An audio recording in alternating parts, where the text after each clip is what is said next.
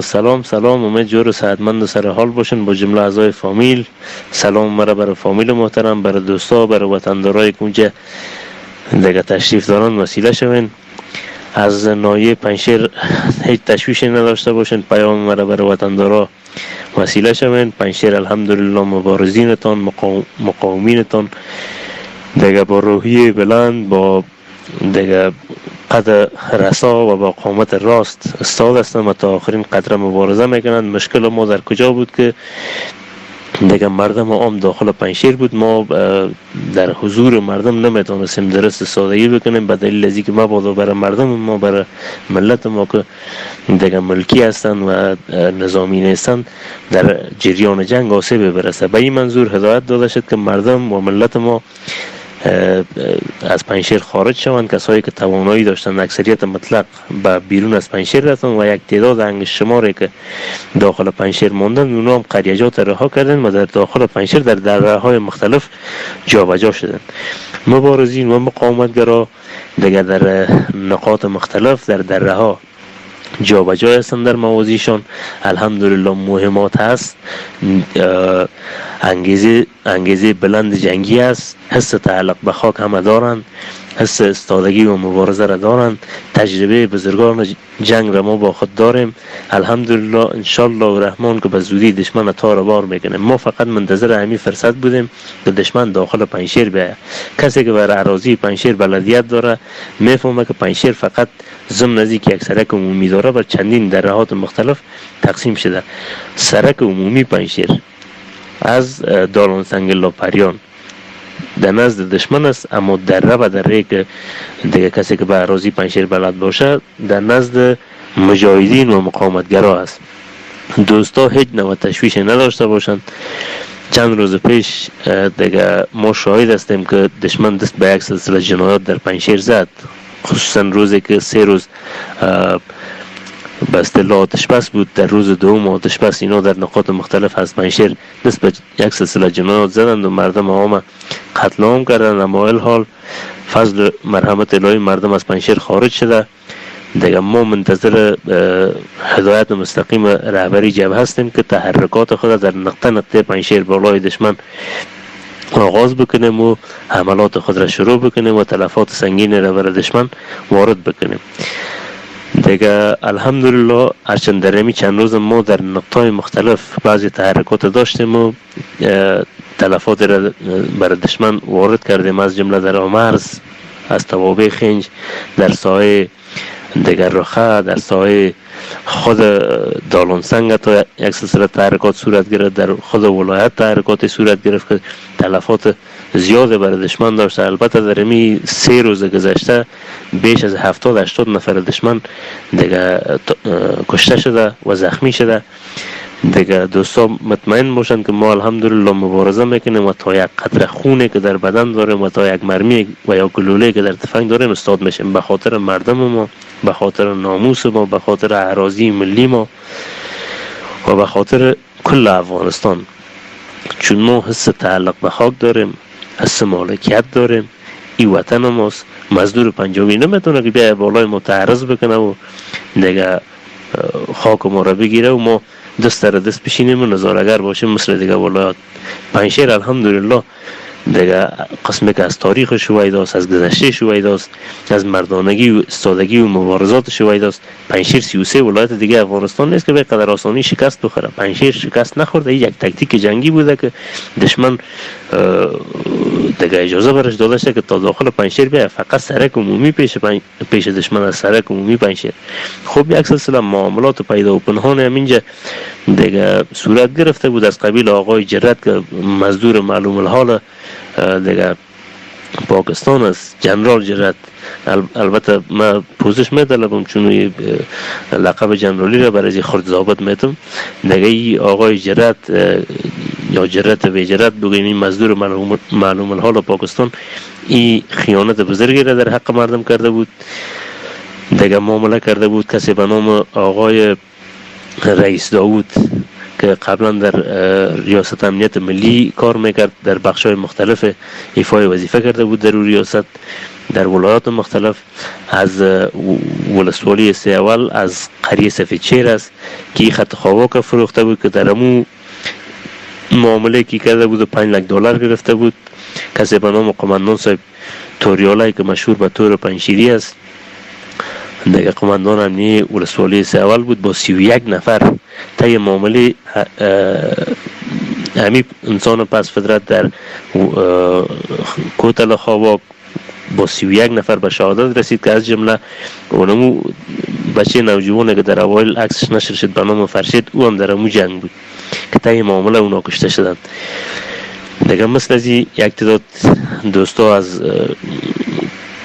دوستا نه البته که ببخشین که وطندارای دوستنما البته بودن، دشمن دوستنما که در جامعه دوست دیگه با ما بودن، در پریان از جمله سارنوال استناف قبلی پریان، ولسوال قبلی پریان به نام داد خدا، دیگه یک تعداد بزرگای قومیشان، همچنان در دشت ریوت یک تعداد ملاها و یک تعداد کسایی که تفکر افراطیت داشتن، اونا دیگه معاملات را کردن. در سایه سه اول خنج البته قریه پاواد، خلاص قریه پاواد که یک تعداد کسایی که تفکر تحریری داشتن و مرتبط به حزب تحریر بودن با طالب هم کاری کردن که الحمدلله که 2-3 تنش در این چند روز ما مردار هم کردیم و کشتیمشان که به جزای اعمالشان رساندیم. در چندین نقاط مختلف دیگه از پنجشیر هم همونطور یک معاملات پیدا و پنهانه از رده های بالا گرفته تا رده های پایین صورت گرفته بود که همه خائنا شناسایی شده. دیگه به همین منظور چون معاملات صورت گرفته بود، هدایت مستقیم داده شد، تصمیم گرفته شد که باید خط عقب نشینی بکنه و دشمن اجازه بدیم که به داخل پنجشیر را پیدا بکنه. همون شبه که پاکستان حمله مستقیم بالای پنجشیر داشت، ما خطا را بنا به هدایت مستقیم رهبری اعلام کردیم و عقب نشینی کردیم، دشمن گذاشتیم که داخل پنجشیر بیان. دشمن داخل پنجشیر شد، فقط سرک عمومی پیش دشمن است. ایره ما به خاطر ای کار کردیم که اموز به قول عامیانه خود ما و شما که سر و ناسره معلوم شود. الحال خائن و دوست همگیش مشخص شده، دشمن و دوست. دیگه ما هدایت داده شد اون قسمه که پیشتر هم تذکر دادم، سکنها از پنجشیر بیرون شدن. انشالله فقط امروز یا فردا هدایت صادر میشه و ما گوش به فرمان هستیم که چه وقت هدایت داده میشه که ما دست به تحرکات بزنیم و جنگ رسما آغاز بکنیم. دیگه بازم از طرف ما دوستان سلام برسان و مطمئن بسازشان که الحمدلله مردمشان، ملتشان، مبارزینشان با روحیه بلند تا آخرین قطره خون استاد هستند و از شرفشان، از عزتشان، از ناموسشان، از خاکشان دیگه دفاع میکنند. ما قسمی که آقای احمد مسعود رهبر کل جبهه مقاومت تذکر داده بود و یادآور شده بود، ما نه تنها که برای پنجشیر بلکه از جغرافیای به نام پنجشیر به خاطر کل افغانستان میرزمیم. دیگه دشمن ما مشخص است، دشمن ما دیگه اویداست که پاکستان و گروه نیابتیش طالب است که گروه جهل است. اینا نه زبان مذاکره را فهمیدن، نه زبان مفاهمه را فهمیدن، فقط اینا یک زبان را میفهمند، زبان جنگ. و این پنجشیر هم از تاریخ شویداست که پنجشیر به آسانی شکست نمیخوره و شکست ناپذیر است. الحمدلله این یک تکتیکی بوده که دشمن داخل پنجشیر شود و انشالله رحمان به زودی دشمن نه تنها که از پنجشیر تار مارش میکنیم که در کل افغانستان، در تمام افغانستان با آغاز یک قیام سرتاسری دشمن انشالله دیگه بنشه میکنیم و شکستش میتیم و یک درس عبرت برای بار دوم برای دشمن انشالله از امی آدرس دره پنجشیر داده خود شد. السلام علیکم و رحمت الله و برکاته. الحمدلله دیگه من بعد ما با خائنین داخلی هم که یک تعداد زیاد شناسایی شده و فعلا در بند هم هستند و یک تعدادش فراری است که هم انشالله خواد گرفتیم و با اونا مساوی میکنیم و با دشمن هم انشالله جنگ هستیم و من بعد شروع میشه. و دشمنم ضمن نزدیک در همین مدتی که ما در حال خارج ساختن سکنه‌ها از پنجشیر بودیم، یک سلسله تلفات برای دشمن وارد کردیم که ممکن در طی همین 5-6 روز بیشتر از 100 نفر دشمن کشته شده باشه. هرچند در امی 3 روز اخیر ما در حدود 60-70 نفر تلفات به دشمن در نقاط مختلف وارد کردیم، اما در طی امی 6-7 روز بیشتر از 100 نفر شاید باشه.